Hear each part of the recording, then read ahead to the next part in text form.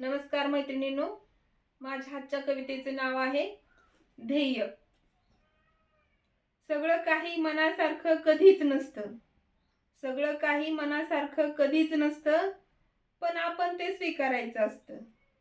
4 दिवस सुखाचे जगण्यासाठी आपल्याला रडता रडता हसायचं असतं.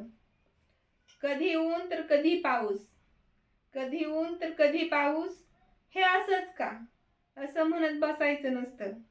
ते गरजेचे असते, हे आपण स्वीकारायचे असते. मला हे नको होतं, मला ते हवं होतं. मला हे नको होतं, मला ते हवं होतं.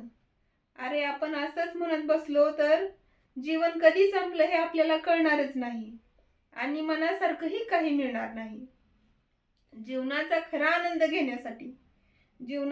आनंद घेण्यासाठी आहे त्या परिस्थितीत आपल्याला उभं राहता आलं पाहिजे. मन हे असंच असतं, ते सतत धावतच राहतं. धावणाऱ्या मनाकडे फक्त ध्येय असावं लागतं. धन्यवाद.